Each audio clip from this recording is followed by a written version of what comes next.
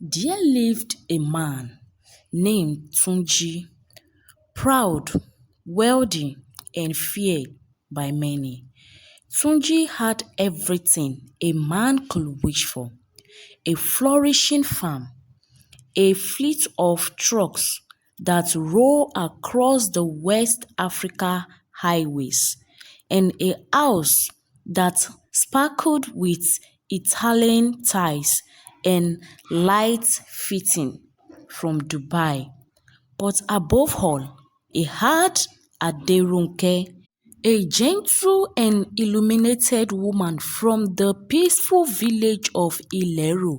Aderunke was beautiful, wrapped in grace. She cooked with magic, spoke with honey, and prayed like her soul was stitched to the heaven.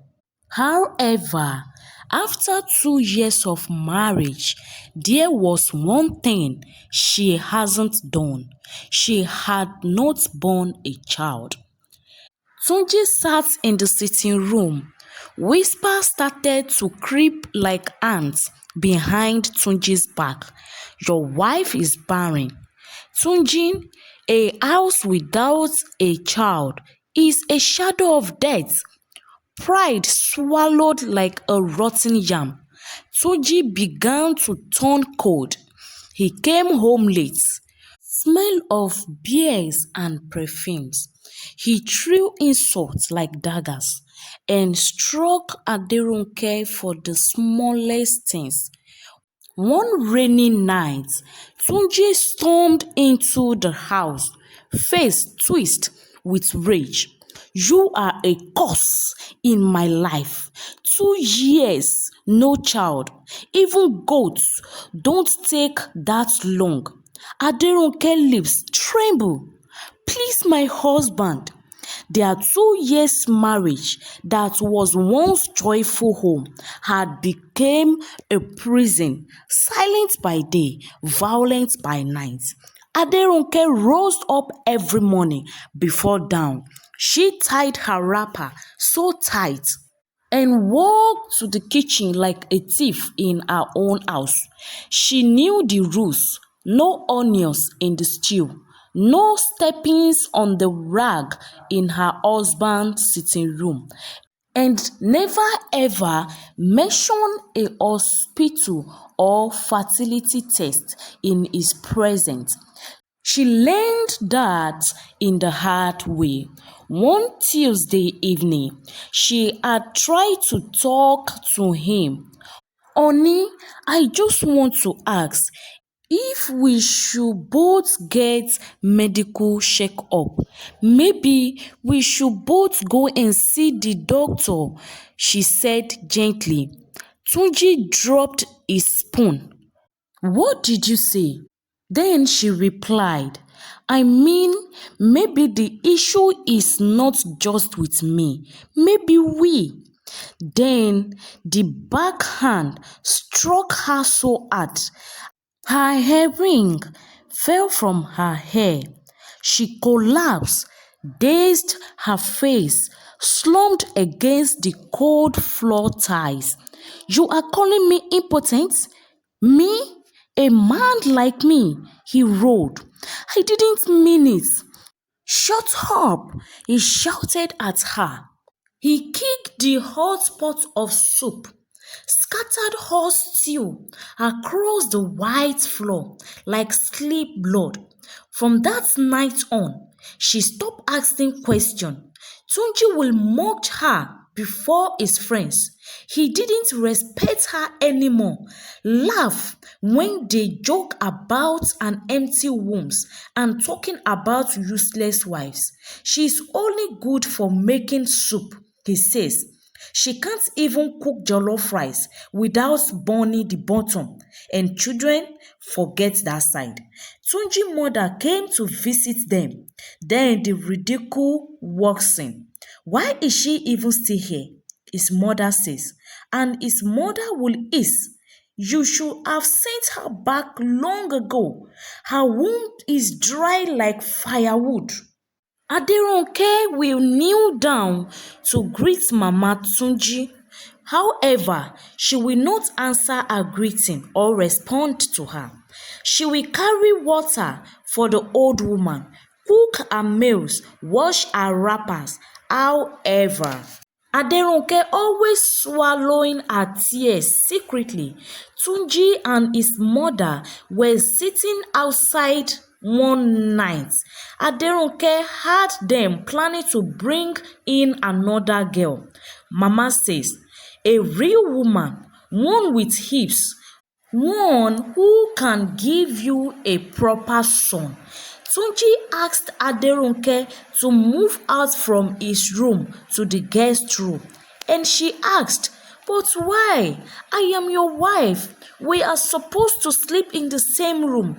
Now, if I move to the guest room, how will I be able to get pregnant?" Then he replied, "What did I just heard you call pregnant? Let me tell you, even if they are giving it for free, you cannot get one. Don't you get it? You can't get pregnant, girl." Aderonke moved her things to the guest room, staring at the ceiling, saying to herself, "I know he is angry. He will calm down later." The next day, Aderonke had gone to the market with the last savings she had left. She bought fish, tomatoes, and a tin wrapped of mangi cubes. She wanted to surprise her husband with egusi soup, his favorite. She was happy as she cooked, her heart clinging to hope.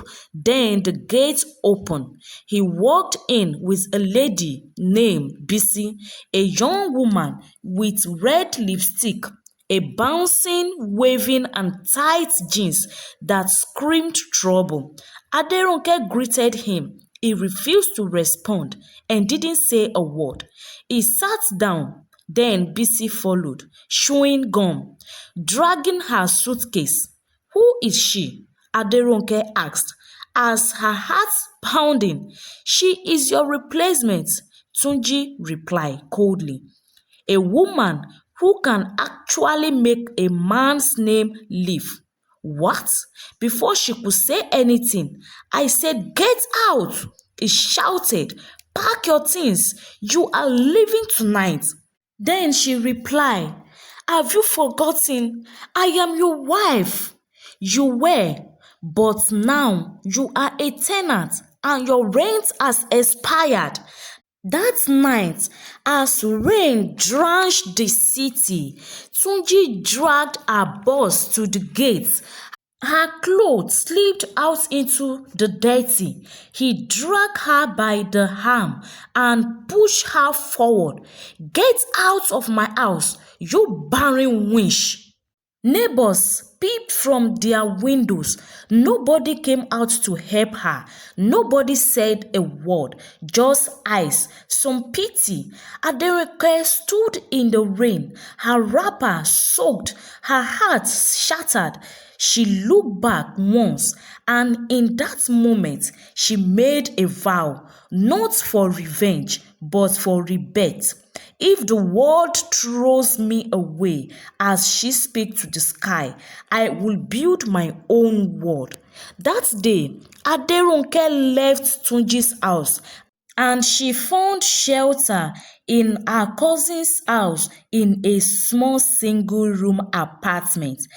There, she tried to rebuild.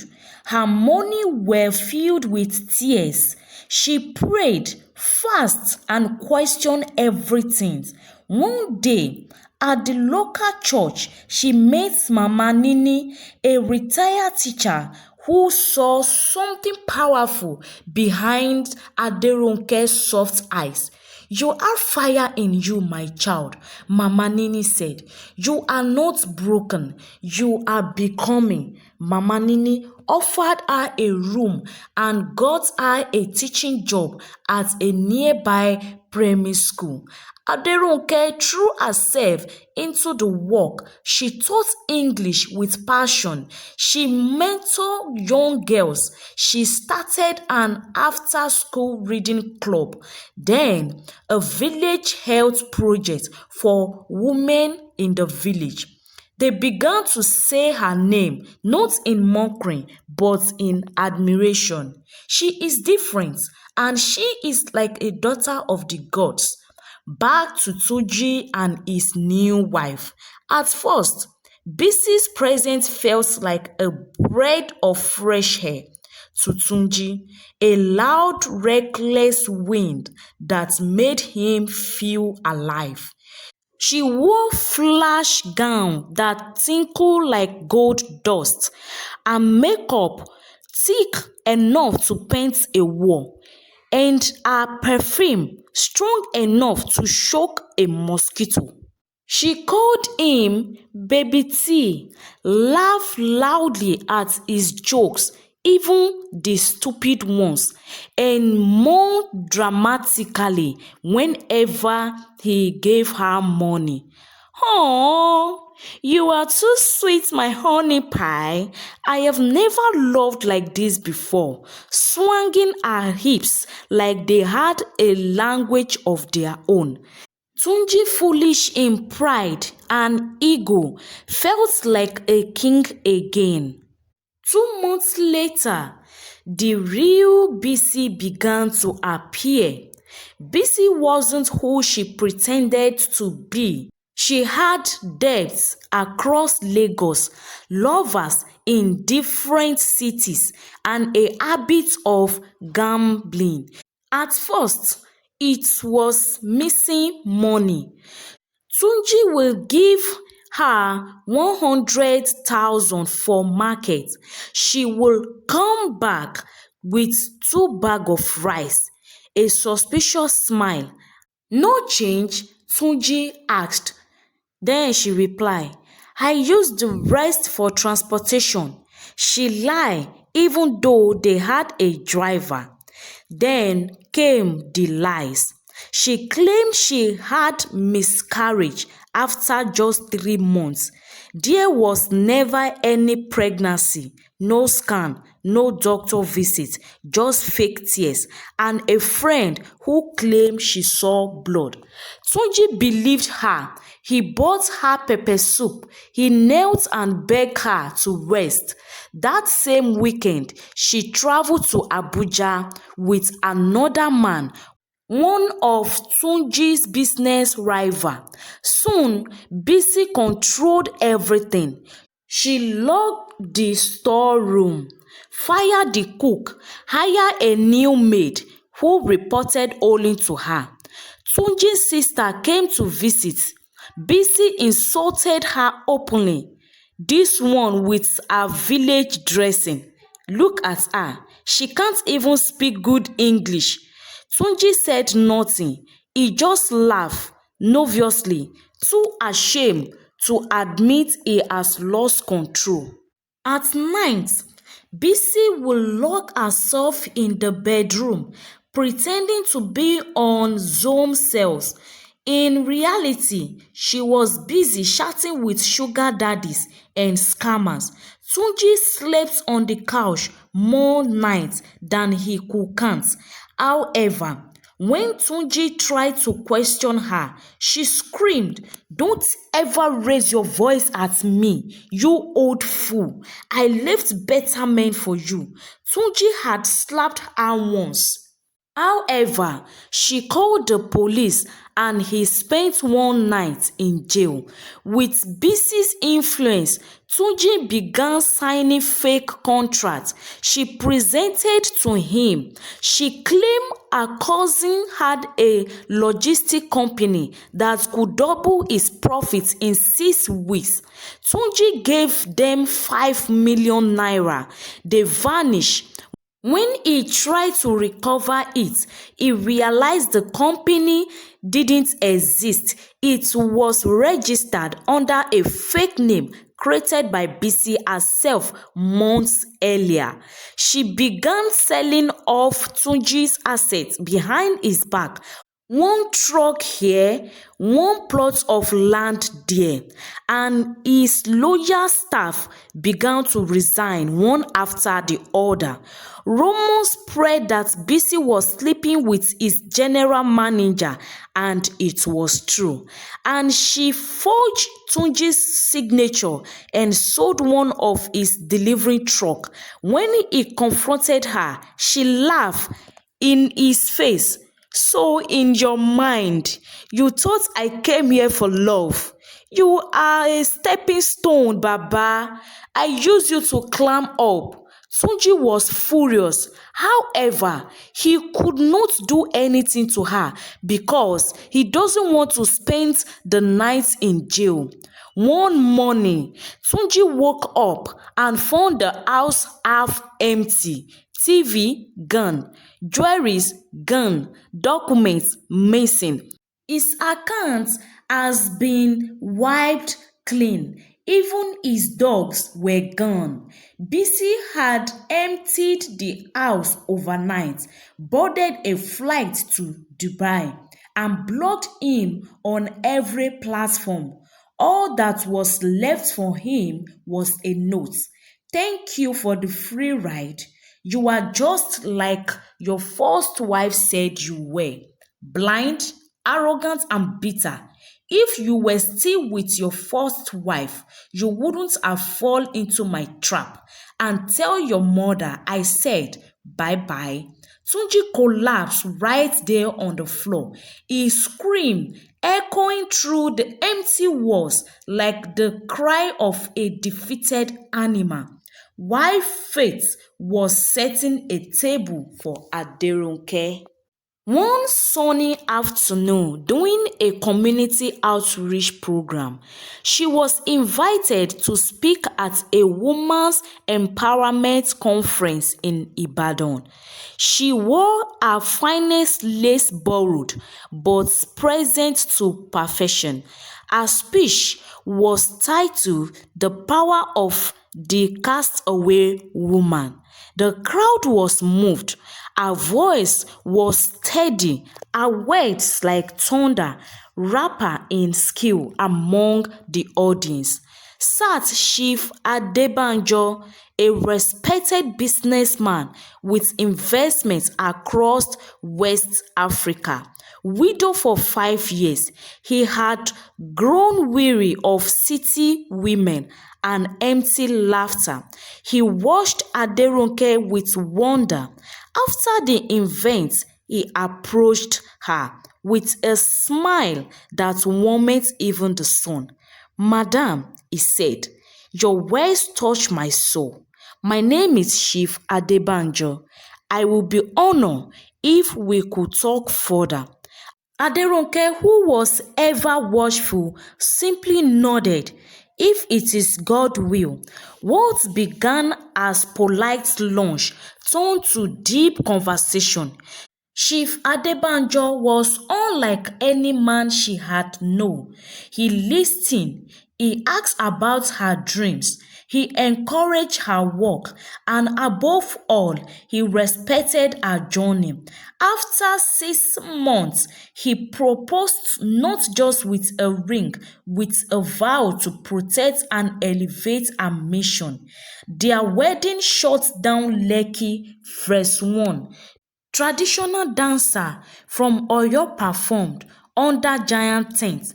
Senators, diplomats, and distant guests filled the air with laughter and toast.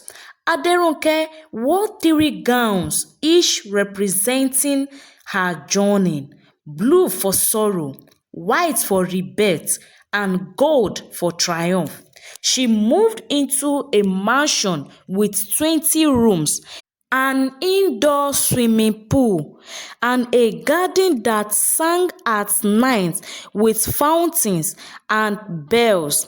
She established the Aderonke Foundation for abandoned women, offering shelter, education, and small business loan to hundreds of women across Nigeria. That was the same week Tunji saw Aderonke on TV smiling, vibrant, being honored with an award from the Africa Women's Leadership Council. He stared at the screen in disbelief. The same woman I called barren was now mother of thousands. The same woman I threw out had now built an empire of healing. The same woman I mocked was now the very standard I could never reach. Tunji now lived in a wooden house by the market, sleeping on a mat that smelled of fish and damp clothes. One day, a reporter doing a story on poverty in Ibadan stumbled upon him. "Sir," the reporter said gently, "you were once Tunji Alani of Logistic, right?" Tunji turned away, covering his face. Later that month, the interview aired on local TV. His face was blurred. However, Aderonke recognized his voice. Immediately, she watched silently. Her heart conflicted. She had forgiven, but the wound had switched lessons into her bones. Tunji now pushed wheelbarrows at the market barefoot, with a torn cap hiding his shame. One morning, he saw Aderonke stepping out of a sleek Range Rover, wrapped in Ankara, worth more than his life savings. As she turned, their eyes met. Immediately, he dropped his basket. She smiled gracefully, powerfully, untouchable. Then she turned and walked away. Tunji stood in frost in the middle of the market, the heat pounding on his back, sweat dropping like punishment down his spine, his hands trembling around the basket of orange he was supposed to deliver. All he could see was Aderonke, no longer the tear-stained broken woman he had tossed aside, but a queen in her own right.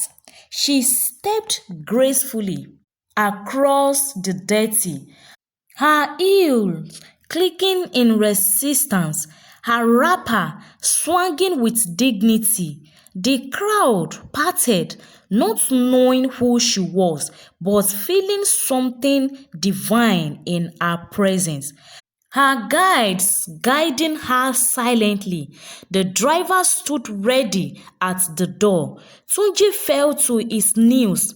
"Ronke, Aderonke, please." However, she didn't look back. She slid into the car, windows wind up, and the car pulled to life like a beast of power.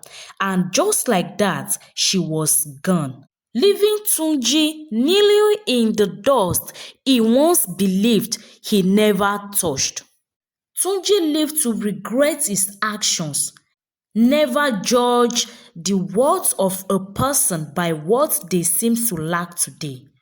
Pride, impatience, and cruelty are seeds. What you plant, you will one day eat. Treat people with love, even in waiting, because the womb may be empty, but destiny is never barren. And above all, don't let power blind you to true value. You may gain the whole world and lose the one soul sent to save you. So, bestie, I hope you've learned one or two things from this story. Please do well to like, share with your loved ones, and subscribe till I bring another story your way. Bye.